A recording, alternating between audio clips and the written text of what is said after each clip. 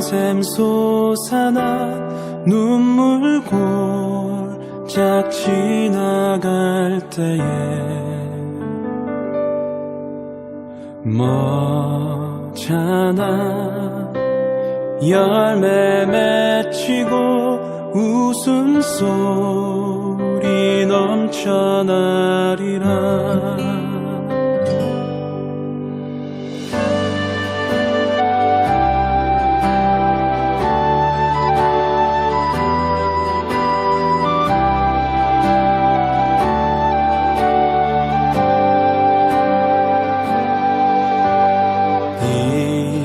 이곳에 생명샘 솟아나 눈물 골짝 지나갈 때에 머잖아 열매 맺히고 웃음소리 넘쳐나리라.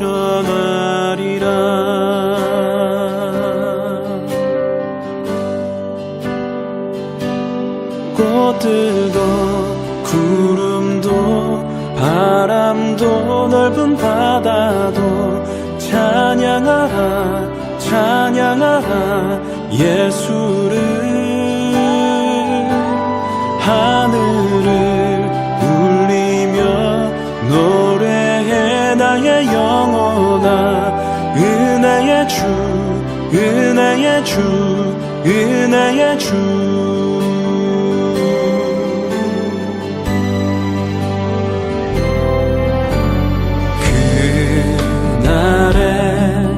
하늘이 열리고 모든 이가 보게 되리라. 마침내 꽃들이 피고 영광의 주가 오시리라.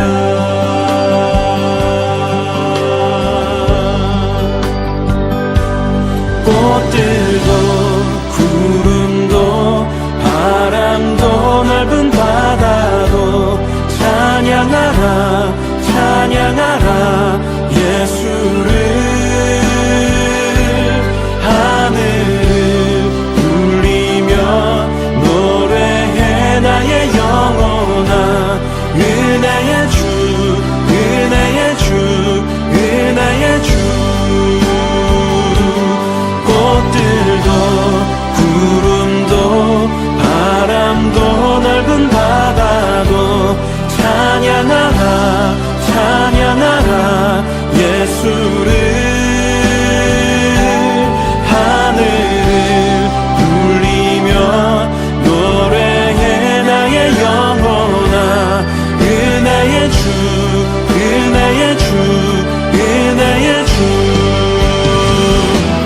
꽃들도 구름도 바람도 넓은 바다도 찬양하라 찬양하라 예수를.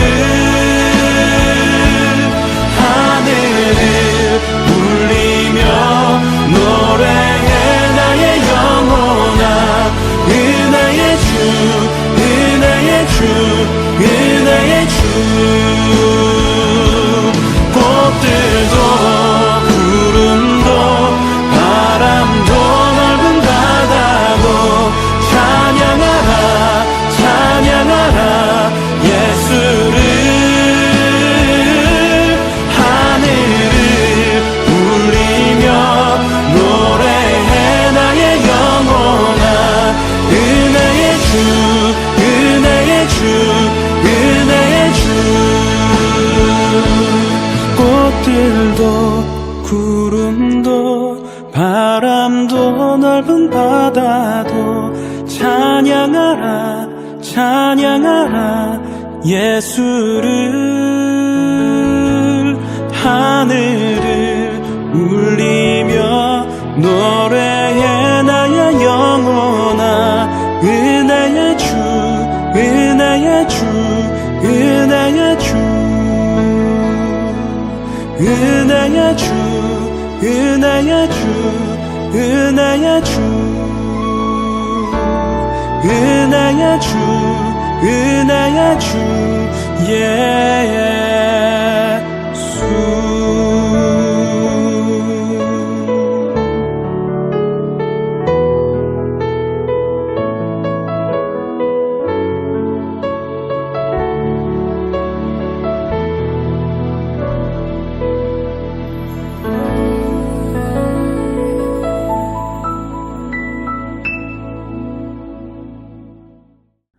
오늘 우리에게 주신 하나님의 말씀은 로마서 10장 1절에서 4절까지의 말씀입니다.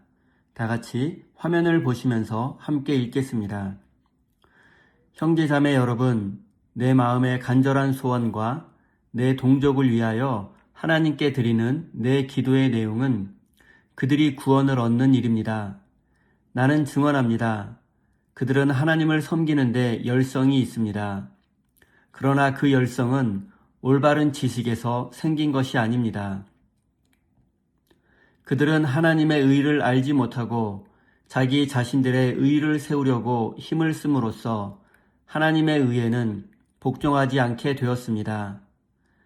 그러므로 그리스도는 율법의 끝마침이 되셔서 모든 믿는 사람에게 의가 되어 주셨습니다.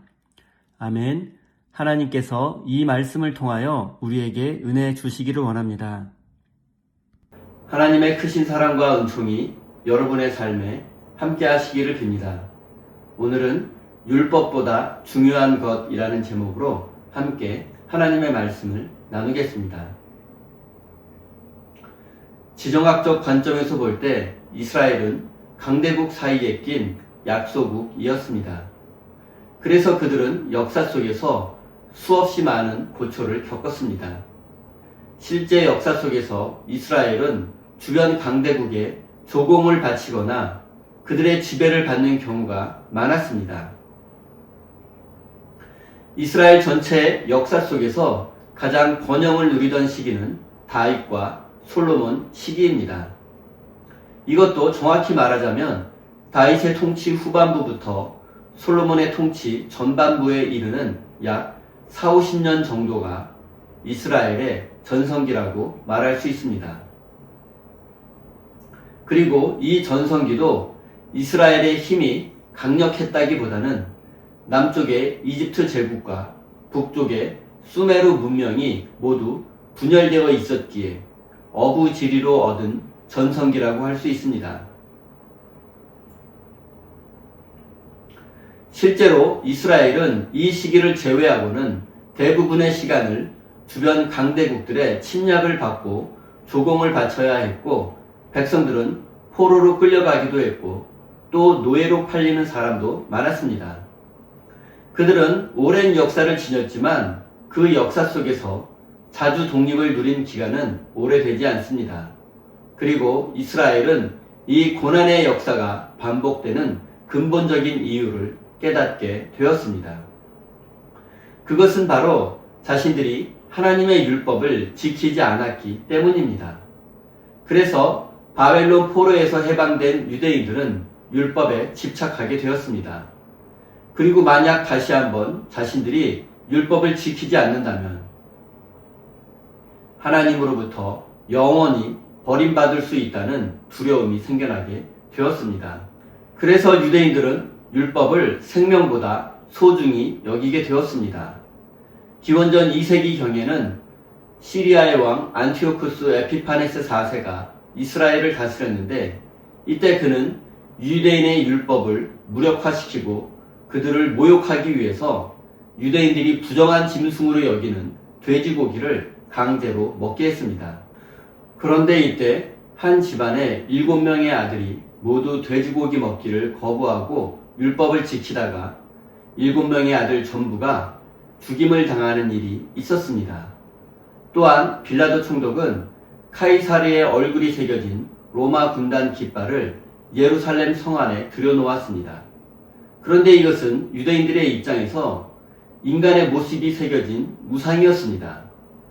그런데 이런 우상을 예루살렘 성 안에 놓아둘 수 없었습니다.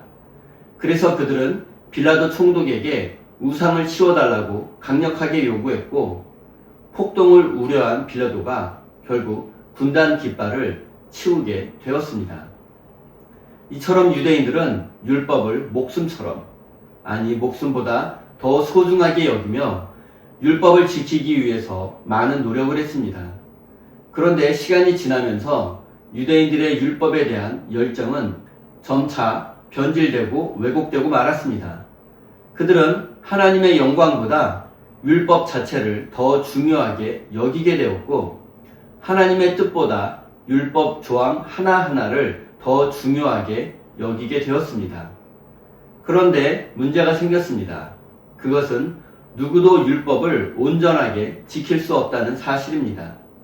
그리고 지킬 수 없는 것을 지키려 하다 보니 지키는 척할 수밖에 없었고, 또 아무도 보지 않는 곳에서는 율법을 무시했습니다. 그리고 율법 해석에 대한 독점적 권한을 가지고 있었던 율법 학자들을 비롯한 권력자들은 율법 위에 군림하며 율법을 이용해서 부와 권력을 확대했습니다.